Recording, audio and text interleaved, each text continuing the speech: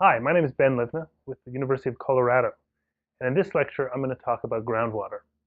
We'll define the types of groundwater and the timescales associated with it, how it fits into our overall water consumption, where we get it from, and potential concerns for the future of groundwater resources going forward. What is groundwater?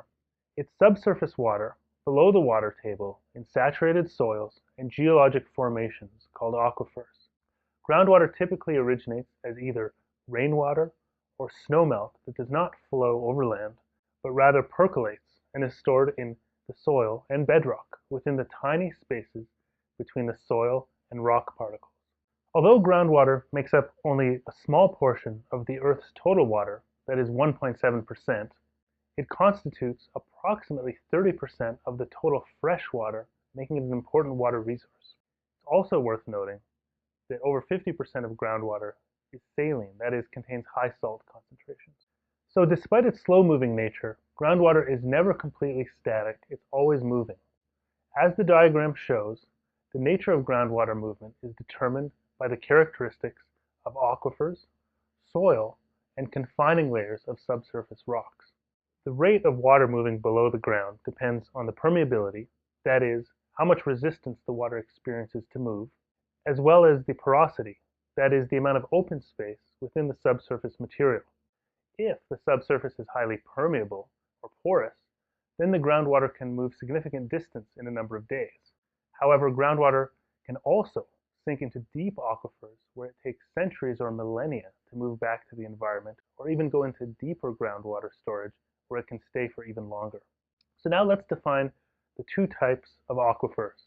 First are unconfined aquifers that contain water that has simply infiltrated and has saturated the subsurface. Pumping is required to bring these waters to the surface. On the other hand, confined aquifers contain water that is essentially sandwiched between rock above and below that is not very permeable. This confinement can cause natural pressure in the aquifer that can sometimes be enough to push the water up through a well to the land surface, and this is called artesian water. Although some aquifers produce artesian water, that is, water that comes to the surface without pumping, artesian water is not always produced by confined aquifers as it depends on the pressure of the system. According to the U.S. Geologic Survey, the USGS, in 2005, 20% of total water withdrawals came from groundwater sources. Only a very small portion, 4% of the total groundwater, was saline, and this went mostly to mining operations. Almost 99% of all groundwater use came from freshwater aquifers. In total, about 23% of the freshwater used in 2005 came from groundwater, with the remaining 77% coming from surface water. Groundwater is an especially important water resource in places like the arid West that lack adequate surface water resources. It often takes more costs and more energy to access groundwater, but where there is little surface water, groundwater can be used critically to meet societal water needs. Exploring the contribution of groundwater together with total water consumption since 1950 shows us that it has always been a small but important component of our water supply. Interestingly, despite population increases, shown in pink, groundwater usage has held roughly constant in recent decades and has actually declined slightly in 2010 by about 13% since 2005. This bar chart shows groundwater use by category, where most of the fresh groundwater withdrawals, that is 68%, went to irrigation, while 19% was used for public supply purposes, mainly for drinking water. Groundwater is also crucial for those people who supply their own water. This is called domestic use, as over 98% of self-supplied domestic groundwater withdrawals came from groundwater, such as through wells. Thermoelectric use, on the other hand, is small, since nearly all thermoelectric water comes from surface water, either to drive turbines behind dams or cool equipment. To understand who the biggest consumers of groundwater are, this map shows groundwater withdrawals by state for 2005. In the West, California is the primary groundwater user, where most of the water goes towards agriculture, while Texas, Nebraska, Colorado, and Kansas are also important in the high plains and in the west. It is estimated that 99% of groundwater originates in large aquifers. This map from the USGS shows the major aquifers of the United States. Important and large aquifers in the western U.S. include the Central Valley Aquifer System, the Ogallala Aquifer in the Great Plains in Texas, as well as the Colorado Plateau aquifers. It is important to understand the major threats to groundwater resources going forward. The first concern is excessive pumping. Pumping water out of the ground faster than it is replenished can cause groundwater depletion, which is primarily observed in operations involving sustained groundwater pumping. Some of the negative effects of groundwater depletion include drying up of wells, increased pumping costs, deterioration of water quality, and reduction of water in streams and lakes. Also, groundwater can be directly contaminated by both natural and human activities. Overall, greater awareness and policy are needed to ensure that groundwater will be a viable water resource for the future. Pumping groundwater faster than it can be recharged can have negative effects on both the environment and on water users. The most severe consequence of excessive groundwater pumping is that the water table, below which the ground is saturated, can be lowered, as seen in this figure, for both active and dry wells. For water to be drawn from the ground, it must be pumped from a well that reaches below the water table. During pumping, a cone of depression can be created around the pumping site.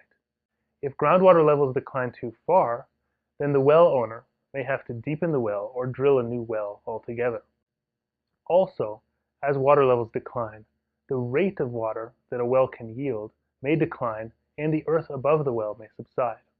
As the depth to water increases, the water must be lifted higher to reach the land surface, and such more energy and cost are required to extract the water. As water tables are drawn down, the quality of groundwater may also be degraded. Drawdown can lead to things like saltwater intrusion, and it can have other harmful impacts on the ecosystem, as it can change how water moves between an aquifer system, streams, lakes, and wetlands.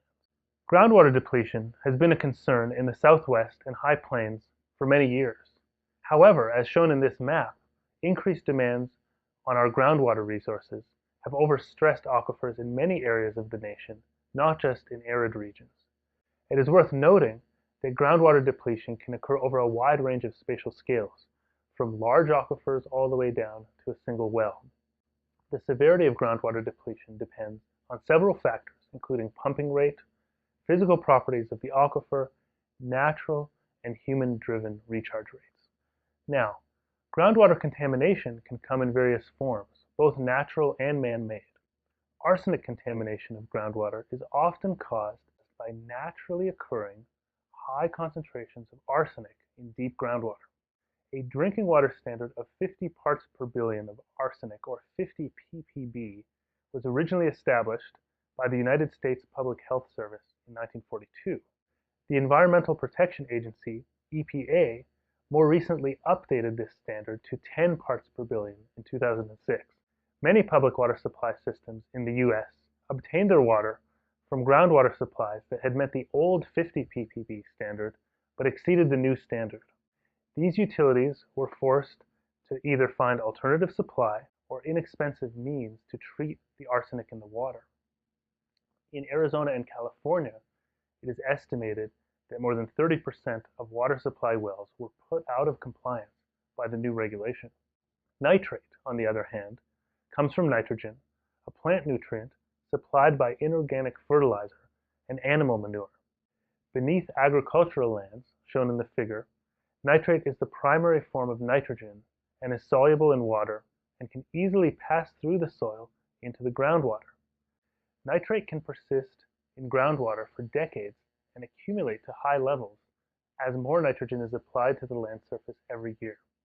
Other forms of contamination include chemical spills and leaks of gasoline in storage tanks. If rainwater comes into contact with contaminated soil while seeping into the ground, it can become polluted and carry the pollution from the soil to the groundwater. In the United States, water management is largely decentralized. with each state maintaining significant authority and autonomy when addressing groundwater regulation. For this reason, it is not possible to describe groundwater governance with a single overarching rule. Rather, it's necessary to look at individual state practices and approaches to groundwater management. The following passage describes the state of groundwater governance. Groundwater governance is the process by which groundwater is managed through the application of responsibility, participation, information availability, transparency, custom, and rule of law. It is the art of coordinating administrative actions and decision-making between and among different jurisdictional levels. Therefore, in order to ensure adequate supply of groundwater resources for the future, increased awareness and sensible governance are needed to manage this important water resource. Thank you for watching. I hope you learned something.